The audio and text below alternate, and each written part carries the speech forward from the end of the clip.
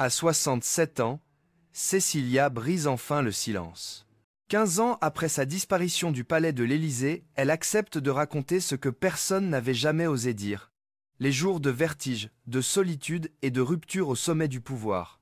Octobre 2007. La France célèbre encore la victoire d'un président triomphant. Les caméras scrutent chaque geste, chaque sourire. Mais un matin, derrière les grilles dorées du palais, une absence glace les couloirs. La chambre de la première dame est vide. Son agenda effacé. Son téléphone coupé. Même ses gardes du corps ignorent où elle est passée. Jamais, dans l'histoire de la République, une épouse de chef d'État n'avait disparu ainsi, sans un mot, sans adieu, sans trace. En quelques heures, Paris s'enflamme. Trahison? Crise nerveuse? Secret d'État? On murmure qu'un carnet noir circulerait quelque part entre Genève et Marrakech. Un journal secret où Cécilia aurait noté des confidences explosives, des promesses, des noms, des mensonges. Personne ne sait. Et ce silence devient la plus grande énigme politique du siècle. Pour comprendre cette fuite, il faut revenir au commencement. Cécilia Siganer-Albéniz naît le 12 novembre 1957 à Boulogne-Billancourt, dans une famille d'artisans et d'artistes. Son père, André, tailleur d'origine russe et juive, a fui la misère pour Paris avant de devenir un maître du costume pour Dior. Sa mère, Diane, descend d'une lignée espagnole marquée par la musique du compositeur Isaac Albéniz.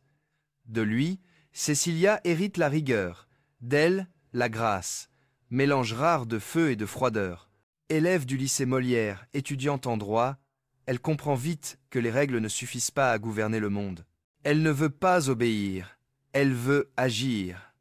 Au début des années 80, elle rencontre Jacques Martin, star de la télévision française, charmeur et cultivé. Il a 20 ans de plus qu'elle. En 1983, ils se marient. Le pays applaudit ce couple glamour. Lui, le présentateur adoré du public. Elle, la beauté mystérieuse au sourire distant. 2 filles naissent, Judith et Jeanne-Marie. Mais derrière le vernis, Cécilia étouffe. Elle aime Jacques, mais refuse d'être figée dans le rôle de Madame Martin. Dans les dîners, elle observe les politiciens, fascinée par la puissance brute qui se dégage d'eux. C'est en 1984, lors d'un mariage à Neuilly-sur-Seine, qu'elle croise pour la première fois le regard de Nicolas Sarkozy. Il n'a pas encore 30 ans. Il est maire, ambitieux, nerveux, impatient. Elle, femme d'un animateur célèbre. Leurs yeux se croisent, le temps suspendu. Il voit en elle une force tranquille, un mystère. Elle, un homme qui ose. Les années passent, les rencontres se multiplient. Il l'appelle, la conseille, la flatte. Elle résiste, puis cède. En 1986, la rumeur éclate. La femme de Jacques Martin vit une liaison avec le maire de Neuilly. Les journaux s'en emparent. La France se déchire. 2 ans plus tard, Cécilia quitte Jacques. Elle épouse Nicolas Sarkozy. Dès le début, leur union intrigue. 2 caractères volcaniques, 2 ambitions qui se nourrissent et se détruisent. Ensemble, ils forment un couple politique moderne, séduisant, énergique, imprévisible. En 1997, leur fils Louis naît, scellant une dynastie naissante. Cécilia devient l'ombre lumineuse du futur président. Elle corrige ses discours, choisit ses cravates, relit ses phrases. Elle lisait en lui comme dans un livre ouvert, confiera plus tard un conseiller. Mais plus le pouvoir grandit, plus leur amour se déséquilibre. Nicolas vit pour la conquête. Cécilia, elle, aspire à la paix. Dans les salons ministériels, elle se tait de plus en plus. « Je dors à côté d'un homme qui ne m'écoute plus », écrira-t-elle à une amie en 2005. Tout ce que je dis devient politique. La femme passionnée s'efface derrière le protocole. Mai 2007. Soir de victoire. Sarkozy triomphe place de la Concorde. Les drapeaux, les cris, la Marseillaise. À sa gauche, Cécilia sourit à peine. Son regard perdu trahit tout. La distance, l'épuisement, la certitude que ce soir-là marque la fin de leur histoire. Les premiers mois à l'Élysée sont un cauchemar doré. On lui choisit ses robes, on lui dicte ses gestes. Souriez, Madame la Présidente, lui glisse-t on avant chaque apparition. Elle obéit, mais à l'intérieur, tout s'effondre. Elle ne supporte pas les salons où tout le monde ment avec élégance, les dîners où chaque phrase est calculée. La cage dorée se referme. Chaque soir, dans sa chambre, elle écrit dans un carnet noir, couverture de cuir, pages épaisses. Elle y note les promesses, les intrigues, les manipulations, les phrases chuchotées qu'on ne doit jamais répéter. Ce carnet devient sa seule liberté, son miroir. Plus tard, certains diront qu'il contient les secrets les plus explosifs du quinquennat. Personne ne l'a jamais vu. Juillet 2007. L'Élysée annonce que Cécilia est envoyée secrètement en Libye pour négocier la libération des infirmières bulgares détenues depuis 8 ans. Mission inédite, sans titre officiel, sans mandat. Contre toute attente, elle réussit. Elle affronte Kadhafi, plaide, persuade et ramène les otages. La France l'applaudit. La presse la couronne d'héroïne. Mais à Paris, cette victoire gêne. Elle fait de l'ombre au président. Elle a volé la lumière, souffle un conseiller. Dès lors, tout change. On limite ses déplacements. On filtre ses appels. Les sourires deviennent froids. Elle comprend, dans ce pouvoir, la liberté se paie au prix fort. Ses nuits se rallongent. Sa respiration se raccourcit. Je ne peux plus respirer ici, confie-t-elle. C'est alors qu'entre en scène un autre homme, Richard Attias, entrepreneur marocain, discret, cultivé. Ils se croisent à Paris lors d'un forum économique. Pas d'éclat, pas de séduction forcée, juste deux êtres fatigués du vacarme. Le lien devient évident. Pour la première fois depuis longtemps, Cécilia se sent regardée non comme un symbole, mais comme une femme. Les conversations se multiplient, les rumeurs aussi. Sarkozy apprend la vérité par la presse. Le fossé entre eux devient un gouffre. À l'Élysée, on sauve les apparences. On diffuse de vieilles photos, on invente des agendas. Mais la réalité est simple. La première dame n'habite plus là. C'était une détention élégante, dira plus tard un employé du palais. Ses appels étaient surveillés, ses sorties notées. Le carnet noir, lui, continue de s'épaissir. Un soir de septembre, Cécilia quitte le palais. Pas d'adieu, pas de bagages visibles. Direction l'aéroport du Bourget. Vol pour New York, puis Marrakech. Elle disparaît. Octobre 2007. Les rideaux de l'Élysée se referment sur un vide. Les journaux du monde entier s'affolent. La première dame a disparu. Pas un communiqué, pas une image. Le palais nie, puis hésite, puis se tait. Le 18 octobre, à 14h30, la nouvelle tombe. Le divorce du couple présidentiel est prononcé au tribunal de Nanterre. La France retient son souffle. Jamais un chef d'État en exercice n'avait vécu une telle rupture sous les projecteurs. Ce jour-là, Cécilia quitte l'Élysée par une porte latérale, vêtue de gris, deux proches à ses côtés. Aucun mot. Aucun regard vers les caméras. Les journalistes attendent, mais rien ne vient. Pas une déclaration, pas une larme. Un employé du palais racontera. Ce jour-là, même les horloges semblaient s'arrêter. Dans les rédactions, c'est le chaos. Les titres se succèdent. Cécilia Sarkozy, la première dame qui s'en va. La République répudiée. Le silence d'or d'une femme libre. Certains y voient une trahison, d'autres un acte de survie. On veut comprendre. Pourquoi partir? Pourquoi ainsi? Derrière les murs de verre du pouvoir, le mystère s'épaissit. On reparle du fameux carnet noir.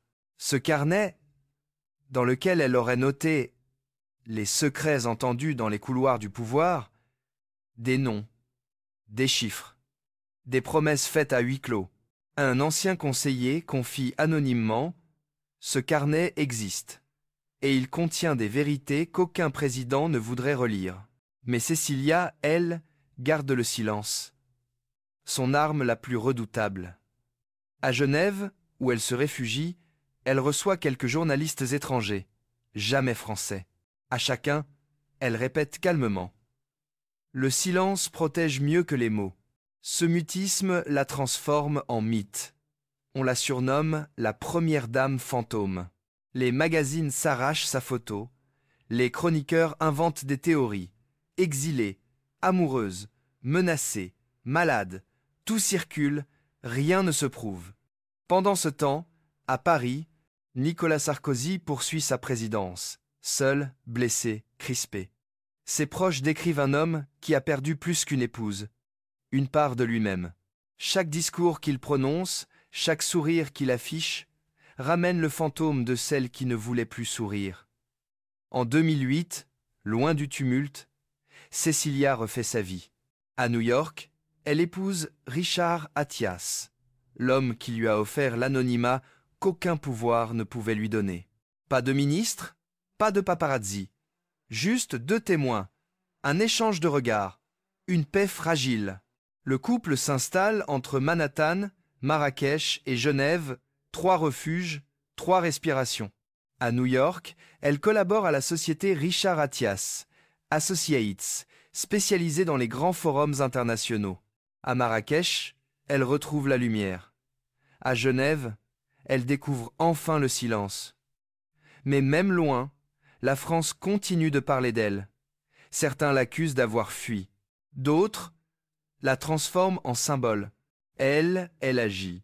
Discrètement, elle fonde la Cecilia Attias Foundation for Women, une organisation pour la défense des droits des femmes dans les zones de guerre. Ironie du destin, celle qu'on avait réduite au silence devient la voix de celle qu'on n'écoute jamais. Pourtant, les rumeurs persistent. Un article en 2023 évoque un accord secret lors du divorce. On parle d'argent, de documents, de promesses d'État. Des proches du pouvoir auraient tenté de la dissuader de revenir sur le devant de la scène. Cecilia ne commente pas. Elle n'a plus besoin. Son regard, lors d'une rare apparition publique à Genève, suffit. Calme, assurée, sans peur. Le monde a changé, mais elle reste insaisissable. Ceux qui la croisent décrivent une femme transformée, plus douce mais toujours farouchement libre. Un ancien diplomate dira « Elle ne cherche ni vengeance ni pardon, elle cherche la paix. » Et elle l'a trouvée. Mais en France, le mythe continue de grandir. 15 ans de silence. C'est long. Trop long pour un pays obsédé par la confession. Les talk-shows, les documentaires, les livres, tout le monde veut sa version. Et puis, un soir d'hiver, en janvier 2025, la nouvelle tombe. Cecilia sera ce soir sur TF1. Après 15 ans d'absence, la femme disparue accepte enfin de parler. Dans les studios, la tension est palpable. Les caméras s'allument. Le journaliste retient son souffle. Elle entre, vêtue de noir, le visage marqué mais apaisé. La salle entière se tait. Dès les premières secondes, le ton est donné. Pas de rancune, pas de spectacle. Juste une voix basse, ferme. Je n'ai jamais voulu être une première dame. J'ai voulu être une femme. Une phrase. Et la France s'arrête. Pendant 1 heure, elle raconte tout. La cage dorée, les sourires forcés, les ordres chuchotés, les nuits sans sommeil. J'avais le sentiment d'être une actrice dans une pièce dont je n'avais jamais lu le texte. Les téléspectateurs découvrent une femme lucide, ni victime, ni coupable, mais libre. Quand le journaliste évoque Nicolas Sarkozy, elle ne détourne pas le regard. Je ne le déteste pas. Le pouvoir l'a possédé comme il aurait possédé n'importe qui. Un silence glacé envahit le plateau. Aucune colère, aucune ironie. Juste la vérité nue. Les médias s'enflamment. Le Monde titre La confession d'une femme libre. BFM TV parle d'un règlement de compte élégant. En 24 heures, son nom redevient viral. Mais cette fois, c'est elle qui tient la narration. Interrogée sur le fameux carnet noir, elle esquisse un sourire. Le silence protège mieux que les mots. Une phrase simple, mais terrifiante. Ce carnet réel ou fantasmé devient le symbole du mystère qu'elle incarne. L'audience bat des records. Plus de 7 millions de téléspectateurs. Les anciens conseillers se murent dans le silence. Les politiques évitent le sujet. Le lendemain, Le Monde écrit. En refusant de parler pendant 15 ans, Cécilia a dit plus de choses sur le pouvoir que tous ceux qui l'ont servi. À la fin de l'émission, la caméra s'approche. Cécilia regarde l'objectif. Son visage est calme, presque mélancolique. Elle murmure. « Je n'ai jamais cherché à blesser, seulement à dire la vérité. » Puis un léger sourire. Écran noir. Ce soir-là, la France comprend. La femme qu'elle croyait disparue n'a jamais cessé d'exister. Aujourd'hui, Cécilia vit loin du tumulte, loin des projecteurs, loin de cette République qu'il a aimée, puis jugée. À Genève, au bord du lac Léman, elle commence chaque matin par une marche silencieuse, casque audio sur les oreilles, les mains dans les poches, le regard tourné vers l'eau. Ceux qui la croisent disent qu'elle paraît apaisée, mais dans ses yeux, il reste une lueur que personne ne sait nommer. Elle n'a plus besoin d'exister à travers les journaux. Elle n'a plus besoin d'un titre, ni d'un nom célèbre. Elle a simplement repris possession d'elle-même. Son cercle est restreint. Richard, son mari, son fils Louis, quelques amis fidèles. Les autres appartiennent à une autre vie, celle des ors, des micros, des intrigues. Dans son appartement discret, les murs sont nus, presque vides. Pas de portraits officiels, pas de souvenirs du palais. Seulement quelques livres, des lettres, et ce carnet noir qu'elle garde toujours, fermé. De temps à autre, elle voyage. Marrakech pour la lumière, New York pour le mouvement. Mais Genève reste son refuge. Là-bas, elle continue de diriger la Cecilia Attias Foundation for Women. Loin des caméras, elle soutient des programmes d'éducation et d'égalité dans les zones de guerre. Ironie cruelle. Celle qu'on avait réduite au silence est devenue la voix de celle que personne n'entend. Lorsqu'un journaliste lui demande si elle regrette, elle répond simplement « On ne regrette pas d'avoir survécu ». Une phrase courte, tranchante, sans rancune. Pour beaucoup, elle demeure une énigme. La femme qui a quitté le pouvoir. Certains la voient comme une déserteuse, d'autres comme une pionnière. Peu être les deux à la fois. Mais une chose est certaine. Dans un monde où tout s'exhibe, elle a choisi la discrétion. Dans une époque où l'on crie pour exister, elle a choisi le silence pour se retrouver. Et ce silence, paradoxalement, l'a rendue immortelle. Car ce que Cécilia a incarné dépasse une histoire d'amour, de pouvoir ou de scandale. Elle a incarné une fracture, celle d'une femme qui refuse d'être décorative. Celle d'un être humain qui dit non à la comédie politique, non au faux-semblant, non à la cage dorée. Quand elle regarde les photos d'archives, les sourires, les podiums, les poignées de main, elle dit « Ce n'était pas moi. Cette fois-ci, c'est moi ». Une phrase simple, presque chuchotée, mais terriblement forte. Car au fond, ce n'est pas l'histoire d'un divorce présidentiel, c'est l'histoire d'une libération. D'une femme qui, pour la première fois, a préféré perdre le monde plutôt que de se perdre elle-même. Et dans ce choix, il y a toute la force du scandale. Car la République ne pardonne pas à ceux qui la quittent. Mais elle finit toujours par respecter ceux qui osent lui dire la vérité. Aujourd'hui, son nom ne figure plus sur les affiches, ni sur les plateaux. Mais dans les dîners feutrés de Paris, on murmure encore. Vous souvenez-vous de Cécilia, celle qui est partie ? Et le silence qui suit vaut toutes les réponses. Car sa disparition a laissé une trace plus profonde qu'un discours. Le vide qu'elle a créé autour du pouvoir révèle sa nature la plus fragile, celle d'un théâtre où tout s'écroule quand l'un des acteurs refuse de jouer. Dans les archives de l'Élysée, une photo circule encore. Mai 2007, soir de victoire. Nicolas Sarkozy au centre, bras levés, le visage illuminé. À sa gauche, Cécilia, presque effacée dans la lumière. Cette photo, aujourd'hui, raconte tout. Lui regardait le futur. Elle, déjà, regardait la sortie. Et si son carnet noir existe vraiment nul, ne le sait, il restera sans doute à jamais fermé. Non par peur, mais parce que certaines vérités, lorsqu'elles sont dites, détruisent tout. Cécilia a choisi de ne plus détruire. Elle a choisi de vivre. Dans une lettre restée inédite, adressée à une amie d'enfance, elle écrit « J'ai quitté le pouvoir pour ne pas me perdre moi-même. J'ai échangé la lumière contre le silence. Mais c'est dans ce silence que j'ai enfin respiré. Une phrase testamentaire. Et être-ce là la véritable leçon de cette histoire, qu'au cœur des palais les plus brillants, le prix de la liberté reste toujours le même, la solitude. Les années passent, le monde oublie, mais les images, elles, demeurent. Cécilia qui marche dans les jardins de l'Élysée, silhouette fine, regard lointain. Cécilia qui disparaît, sans bruit, sans drame, sans retour. Cécilia qui renaît ailleurs, libre, invisible, indomptable. Une femme qui n'a pas fui un homme, mais un système. Une femme qui a préféré le vrai à l'apparence. Une femme qui a osé faire ce que d'autres n'osent même pas rêver.